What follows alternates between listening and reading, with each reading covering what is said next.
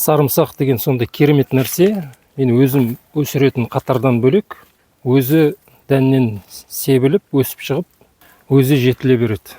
Мына жерде мен ешқандай отырғызбаған жер бар. Жай ғана шөп басып жатқан жер. Қазір қазып жатып, мынандай сарымсақтарды кездестіруге болады. Қараңыздар, қандай ірілік. Ешқандай да бұл жерге ешкім су құйған жоқ. Ешкім арам шөбін тазалаған жоқ бұл жердің. Ешкім оны отырғызған да жоқ. Әйтсе де, мынандай тістерді қараңыздар, өте керемет ірі бастармен сарымсақ өздігінен өсіп шығып жатыр. Ол қалай жүзеге асады? Сарымсақты өсірген кезде біз мына тістерді отырғызамыз ғой күзде. Осыдан бір-біреуден отырғызамыз. Одан кейін одан осындай бір бас пайда болады келесі жылы. Ал енді мынандай болмаса, сіздерде оларды мына дәнінен де өсіруге болады. Дәні менде осы қатарларда жақын жерде сарымсақ бұрын отырғызған қатарлар болған, одан кейін басқа жаққа көшірдім. Сол кезде қалып қалған мынандай бір-екі дәндерден шашылып, қазіргі күнде жыл сайын сарымсақ өзінен шыға береді, өздігінен шыға береді. Ең бірінші не болады? Мына дән пісіп жетілгеннен кейін мынау ашылады да, мынау кішкентай ғана мынау пияздың дәні сияқты осындай дәндері, осыларды отырғызуға болады. Немесе өздігінен шашылып, бұлар өсіп шығады бірінші жылы.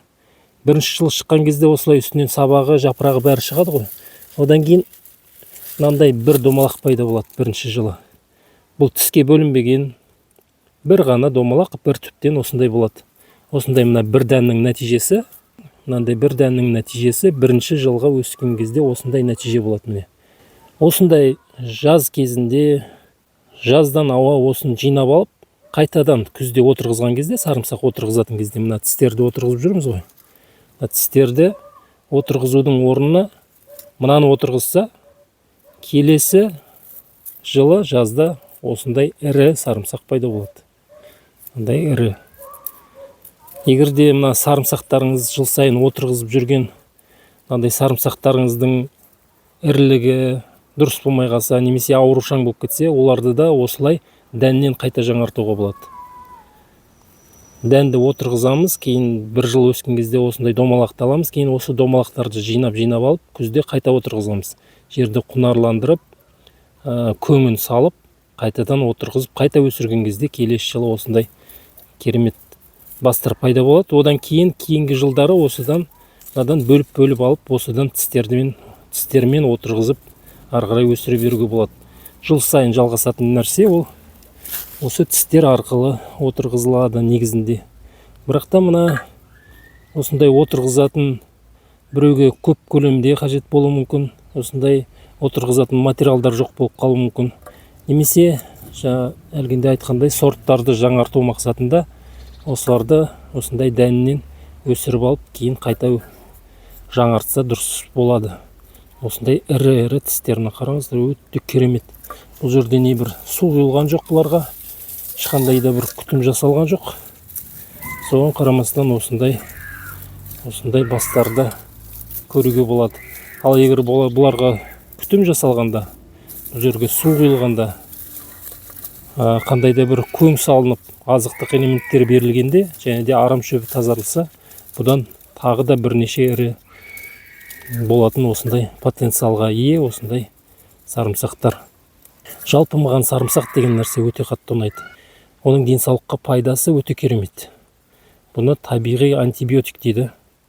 Сондықтан да табиғи өз үйлеріңізде өскен сарымсақтарды үнемі қолданып, үнемі осыларды өсіріп, осыларды қолданған дұрыс болады. Әрине, егерде ондай мүмкіндік болса, кімде жер бар болса, осы сарымсақты отырғызуға кеңес беремін. Өте тамаша нәрсе. Егерде бірінші жылға отырғызатын материалдар болмаса, осы базардағы осындай дайын сарымсақтан алып, күзге қарай сарымсақ туралы менде бірнеше видеолар бар. Осы күзде тағы да түсіремін бұйырса. Күз мезгілінде осы тістер арқылы отырғызылады. Одан кейін келесі жазға қарай шілде айының басында, ортасында қазып алынады. Біздің негізгі сарымсақтарымыз бәрі қазып алынды. Ал енді мыналар өздігінен өсіп жатқан сарымсақтар әр жерде осындай шөптерді жұлып тазалау кезеңдерінде осындай сарымсақтарды кездестіріп қаламыз. Мына жерде де өздігінен өсіп жатқан мындай сарымсақтар. Менде бұндайлар көп болған. Көбін шауып алып тастадым. Шапқан кезде қазір бұлардың үстіңгі жағы шапқаннан астына ешқандай зиян жоқ. Қазір енді қазып алатын болсақ, бұл жерден де кәдімгідей мына ірі сабақтан ірі жеміс пайда болады. Ал енді олардың ірілігі бірінші жылы көңіл қондырмайтын болса, осылардың бетін шауып тастағаннан кейін астыңғы бөлігін қалдырып қоя берсе де болады осы күйі. Ал енді келесі жылы осыдан қайта өсіп ірі жеміс болады. Әдетте бірінші жылы егерде күтім дұрыс болмаса, ірілігі толыспай қалады. Сондықтан да осы бетін шауып тастаймыз да астын қалдыра береміз. Асты қалғаннан кейін олар ерте көктемде ерте оянып, ерте бұлар вегетация өзінің өсуін бастайды. Сондықтан осындай көкөністерді өсірудің ең тиімді өсімдігі осы сарымсақ деп ойлаймын мен негізі. Өте пайдалы, өте керемет, және де күтім жағынан аса бір бұлардың ауырғанын көрмейсің.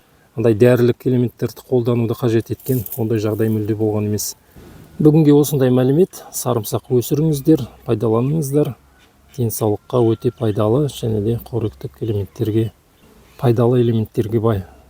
Арнаға жазылып лайк батырмасын басып қойыңыздар. Келесі эфирде кездескенше.